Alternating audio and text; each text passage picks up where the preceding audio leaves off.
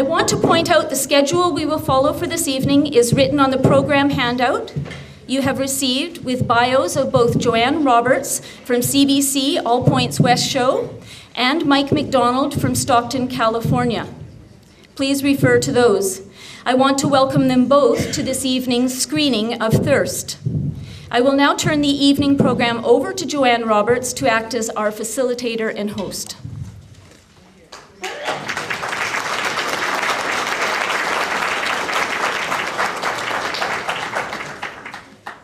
It's interesting, I feel a little bit of deja vu coming to this story in the Victoria area where we're looking at the question of whether there should be a private-public partnership when it comes to sewage treatment and water treatment.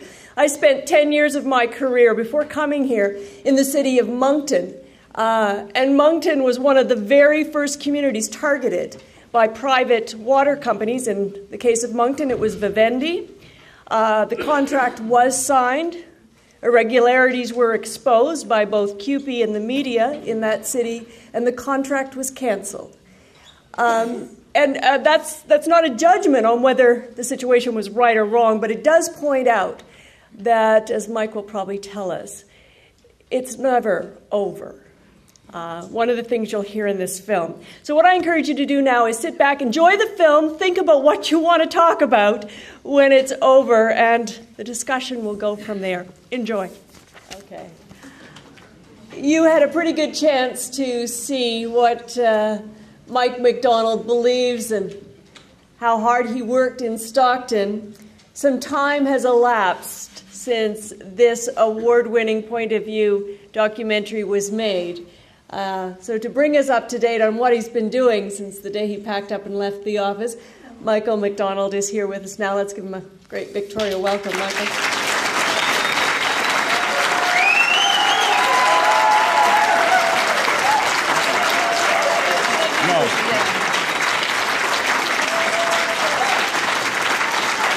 Thank you. Thank you. Very generous. Thank you very much. Thank you. That was very generous of you. Where we're at in Stockton, the coalition group with, a really group of wonderful, hardworking, dedicated people. They've gone through the community. They have solicited funds and hired attorneys, and with the help of the Sierra Club and the League of Women's Voters, they've all kind of collaborated together to hire attorneys. The result of the contract was that the city failed to follow an environmental impact study. They knew that going in. They did not think that the coalition group would take them to court on it. The timing of the vote was, let me go back just a little bit. The vote of the people that they were referring to was a measure that was put on a ballot that the city could not privatize any part of any municipality or any utilities within the city over $5 million without it going to the vote of the people. They passed the contract 13 days before the election, and it passed overwhelmingly that the people wanted the opportunity to vote. So had he waited till after that point, they wouldn't have been able to do it. It would have had to go to the vote of the people. So barring all the impact, environmental impact issues, they went forward with the contract anyway.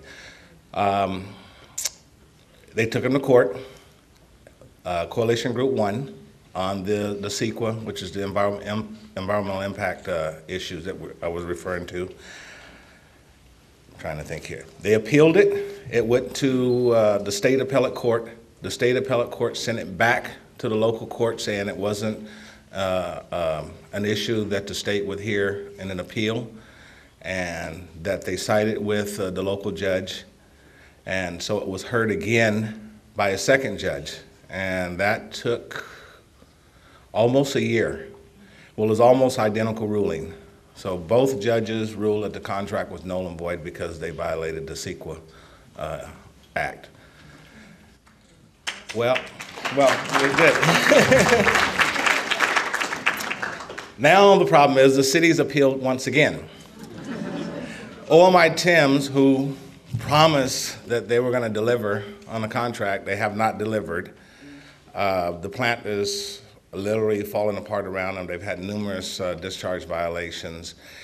The contract, the idea of this public-private partnership started out with the mayor wanting to, with the expansion for meeting our new discharge standards, privatizing it out, and it went from privatizing the capital improvement of the utilities to, well, let's make it part of the O&M also. Let's have them take over the O&M, because as elected officials, we should have somebody else run it, and we don't want to be dealing with these issues, so let's let it be somebody else's headache. And then the third issue came in was the city's drinking water system. So it all commingled. It started out as one issue, so that's what I advise you to be careful of sometimes with these private companies. They come in and, you know, they get one foot in the door, and next thing you know, they close the door behind you, and you're standing there saying, what happened? It should not happen quickly. This is not something that, if you're even considering it in a year or 2 years, this is something that should take a minimum of a 3-year process. And every one of you in this room should have a say-so in what happens to your utilities. It's your environment, you know, it's just your basic right to have a say-so of what happens to it. Now's your chance to ask some questions, raise some issues. Mike will answer those that he can from the Stockton experience. So we'll start. We have the first person at the mic. If you could identify yourself. Is that Ms. Martin? Great. My question is that should there be an international and world boycott of all these water companies? In my opinion, yes. Only for the mere fact that, like they said, they're depleting our groundwater. And in Stockton, we're in a flat area. We're in a valley, and we depend upon a lot of the groundwater for our farm use. Well, they're taking it out at such a rapid rate that we're starting to get saltwater infiltration. And once you get saltwater infiltration into your system, you can't get rid of it. And so, yeah, if they're, like some of the bottling companies there are using well water for their bottled water. And the more bottled water they sell, the more they take out of the groundwater. So, my opinion only. Can they be blocked, like, legally from taking the water? Like, you know, just can there be like some sort of legal action taken so that they can just, you know, stop them from taking the water? It's up to us and getting to our legislatures to put the laws in place to prevent them from doing so. Thank you. Mm-hmm. One of the things that seems absolutely insane to me, even in this area where we get lots of water, is the fact that we're building these huge buildings that are consuming large amounts. And there should be some kind of a law that basically says when you build a building, you have to have water collection systems. You should be flushing your toilets with rainwater rather than with the best drinking water. And what is happening in your area? Are they, obviously you have a much more serious problem down there. Are they actually doing anything, like these women were doing in India, to actually collect the water and store it so you won't have these problems? In actuality, yes. The council just approved about 6 months ago to build what we call our Delta water rights. And we're going to we're actually going to farm the water from the Delta, recycle it. And there's a building moratorium until we provide enough water to service the areas. Once the plant has finally come online with the expansion, and the water system is in place, then they can continue their building. Otherwise, there's a moratorium on the building. You know, you don't have the capacity to produce your wastewater, you don't have the capacity to provide tap water, you don't build. And that's hard to get to the developers because they don't want to hear no. They just want to build, build, build. Next question. I noticed that one of the issues and factors that you were facing, Michael, in your battle in Stockton was that actually getting enough support and uniting enough people, capturing the interest of the citizens of Stockton appeared to be quite a challenge for the beginning of this journey. Do you have any tips you'd like to share with us so that we might, learn from your experience in terms of uniting people across political, cultural, social divisions? Is there anything you could shed light on that might help us in our future struggles? I can tell you what we learned in Stockton was we got started too late. Once the coalition group formed and we were able to get out and inform the community, Gary Podesto already had his 3 votes garnished. He already had all my Tims there and in place dictating the process, and it was too late at that point. What we should have done was a year and a half ago when he first had mentioned privatization, we should have been gathering information and getting our momentum going then. That's why I say it should not be a process that happens right away, because it's a very, very complex system that you're looking at building here. And don't settle for your politician saying, well, let's get a private company in here and go in partnership because we don't want to deal with it. But as far as the people, get involved early. Don't let it get to the point to where we did, where there was mudslinging, and to the credit of the coalition group, they did not get involved in that. If you saw in the movie where they were going through the recordings, we went out with the referendum, and we were required by law to carry that contract with us. And you saw different people going door to door, and there was no false information that was being given to the public to solicit their signatures. But if you saw on the mayor's campaign side, they said we was lying.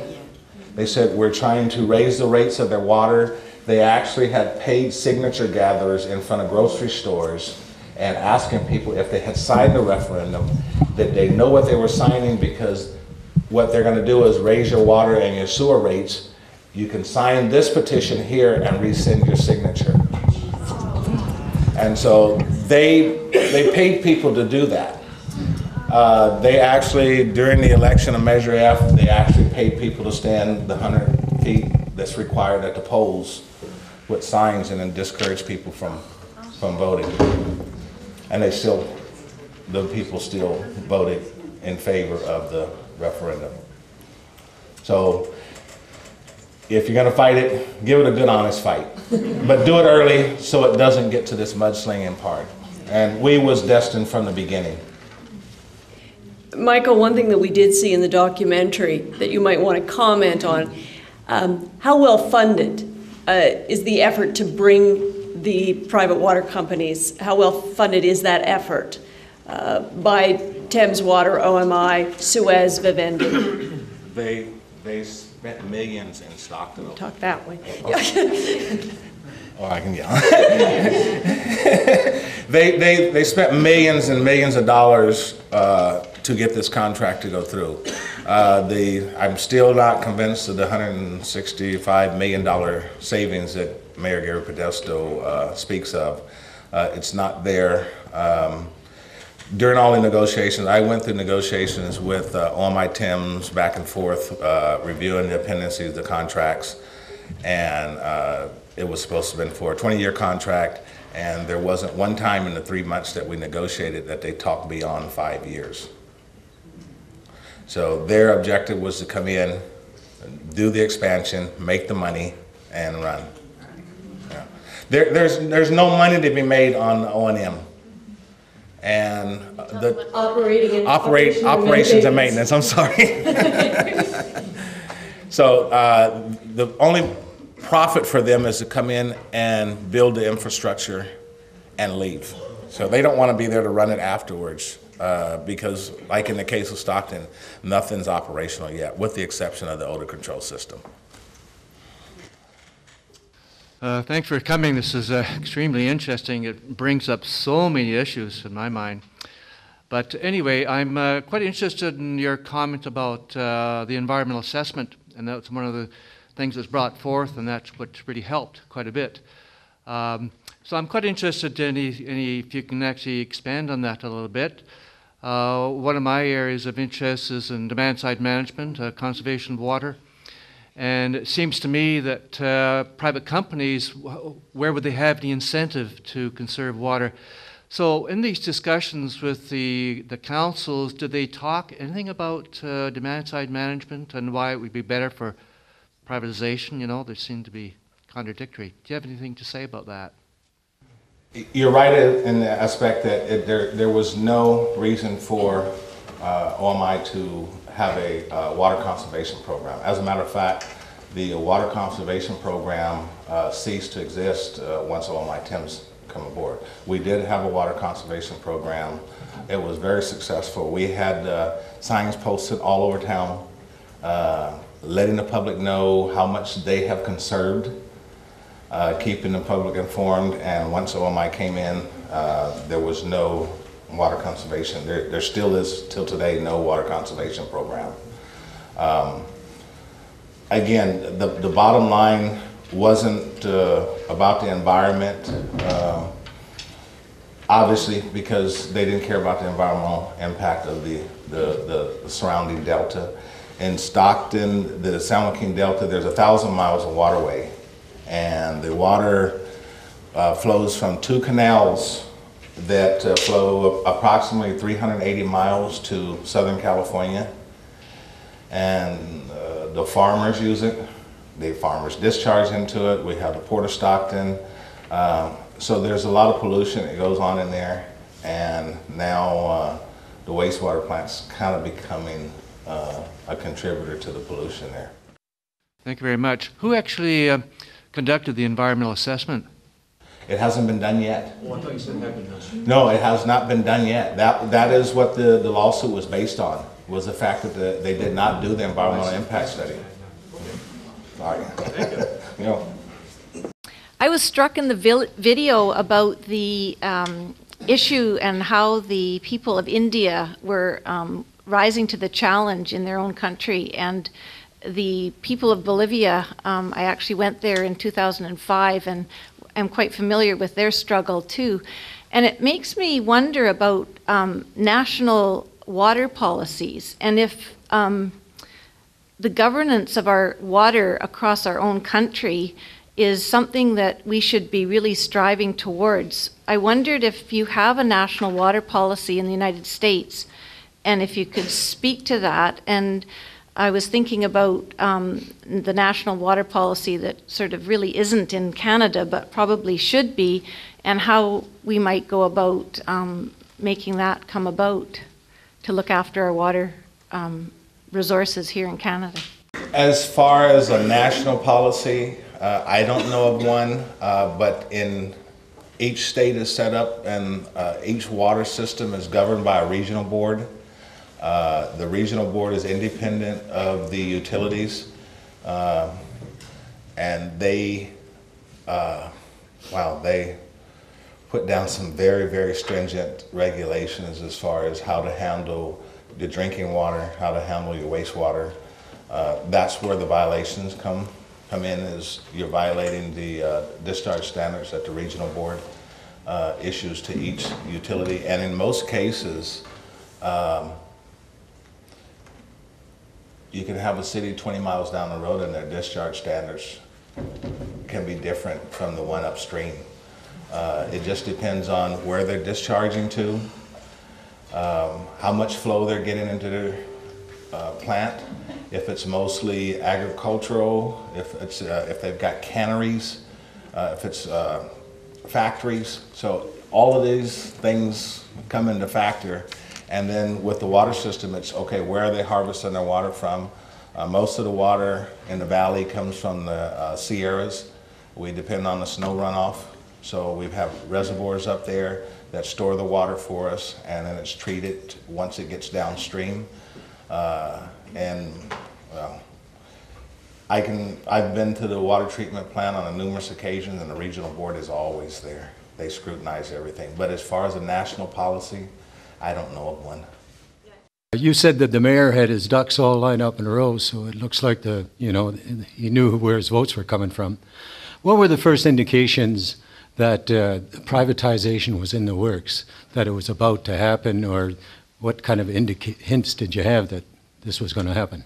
Are you referring to when we knew it was inevitable, or when he was approaching the idea? When he was approaching the idea, or somebody approached the idea to him with it, whichever way it was. 3 days after he was elected mayor. His first speech after being elected mayor, he indicated that, well, and you heard him, he's going to treat us, the citizens, like customers.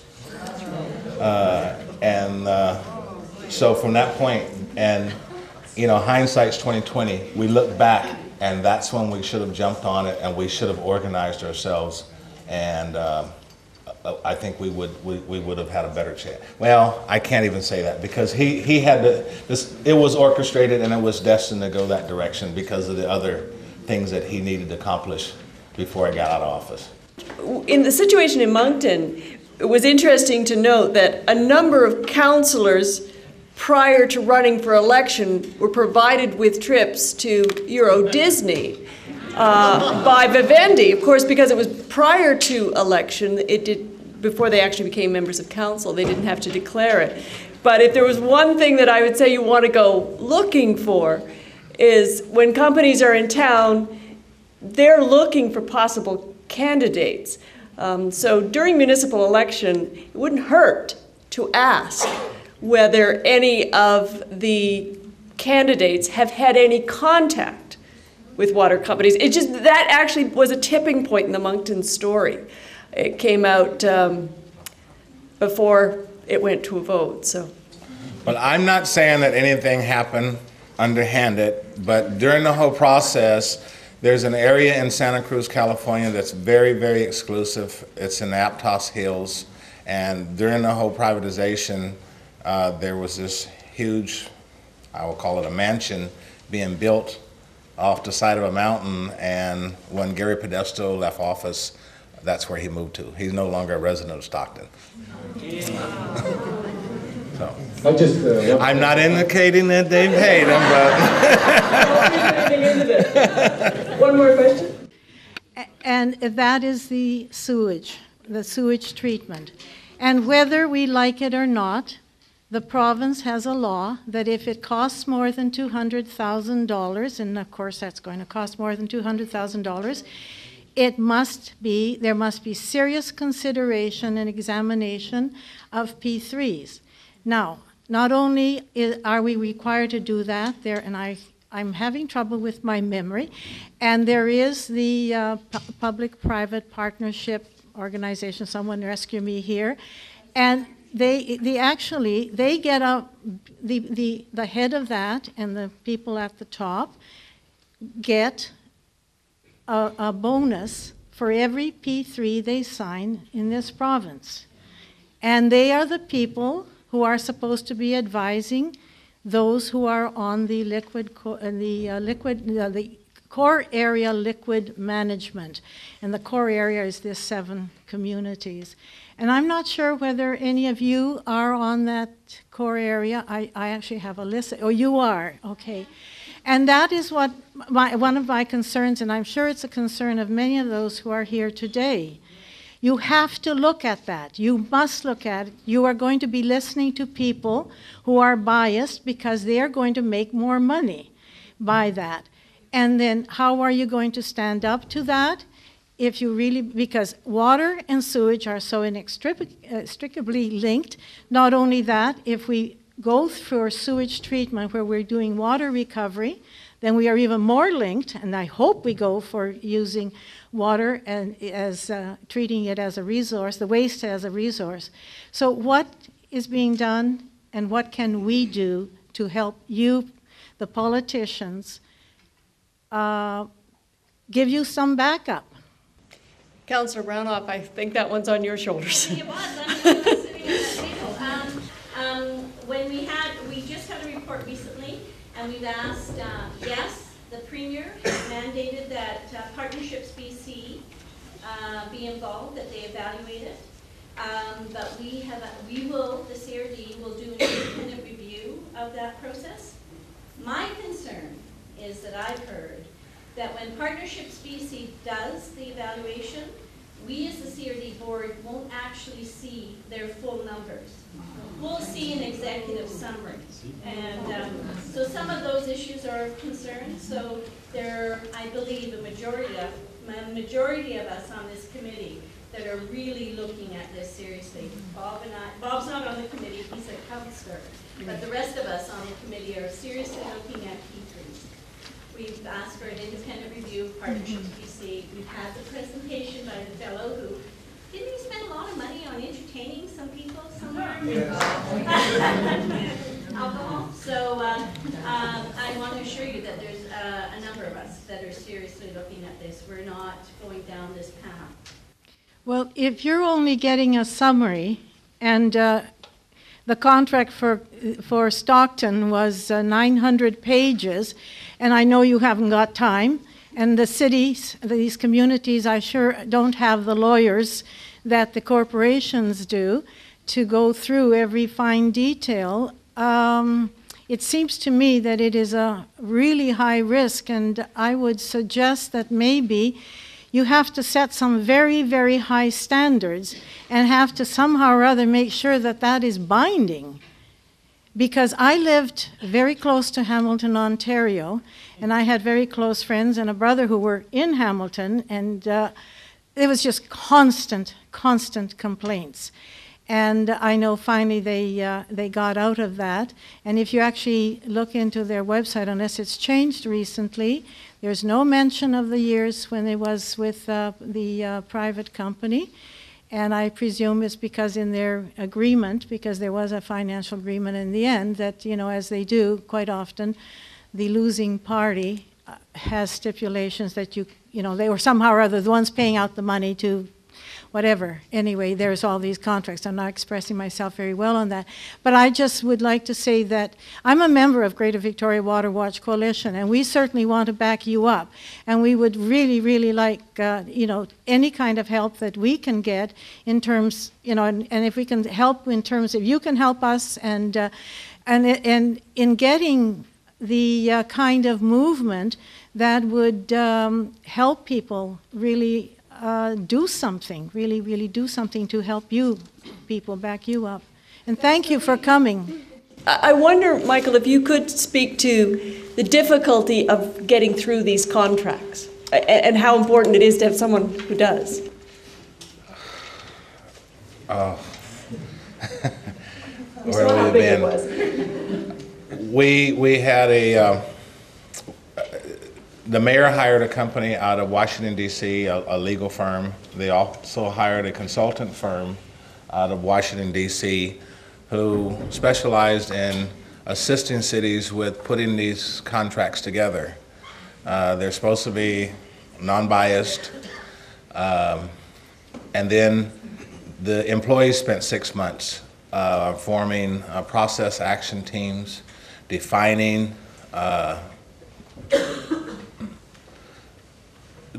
defining the language in the contract as they presented it to us, being specific about the services that we were providing. And during the middle of that process, OMI decided that we was being too defined, and we was removed from the process. So in total, I think, if I recall correctly, we spent 9 months between Hawkins, Delafield, and Wood and city employees putting the contract together and reviewing it. The bottom, at the end, it was what Hawkins, Delafield, and Wood put in the contract. So it was very vague, led for wide ranges of interpretation of what is really their responsibility and what they would not be responsible for. I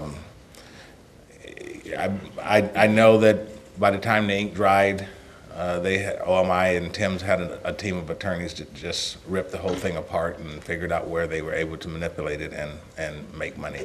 Because that's what, and I can only speak of what's happened in Stockton. That's exactly what's happened in Stockton.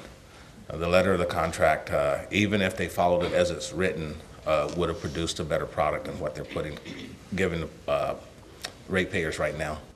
This might I guess we've been reminded. Thank you. This will be our last question. Thanks very much. Go ahead. I think the fundamental question here, as it is in Stockton, is the question of democracy. Democracy means the people rule, from demos, the people, and kritia, to rule. What right did the Premier have to come up with this rule that every project that costs a certain number of dollars has to go through a public-private partnership process? Where did he get that right?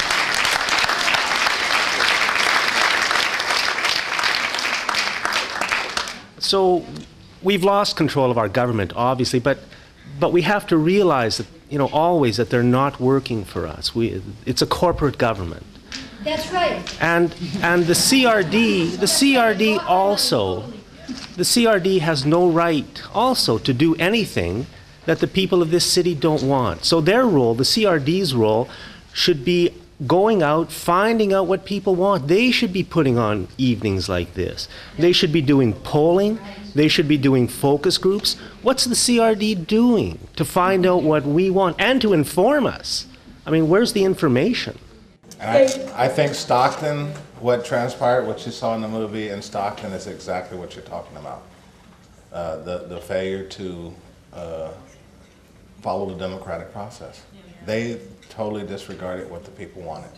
They fought it at all terms. And just to clarify one thing that went on in the movie when Dr. Nickerson said that the people's not too stupid to understand what went on. Well, Mayor Podesto and Leslie Martin, they did on the Easter Sunday, printed an article supporting privatization, and they did say that they're not going to ever let it go to the vote of the people because the people don't understand the issues and they don't know what's right for them, and they should not be led by the butcher, the baker, and the candlestick maker. In light of that, the mayor, after he was turned out a mayor, he ran for a state senate, and the state senate encompasses several counties around Stockton, and he couldn't carry San Joaquin County. He lost. So the public did get a chance to speak. I was going to say, I think we'll take that as a sign that democracy does work in the long term. When you think of what was happening at Cochabamba in Bolivia, they needed a lot of patience, but the people were heard. Anyway, I think we're going to wrap that up now, and Janet, we'll turn things back over to you.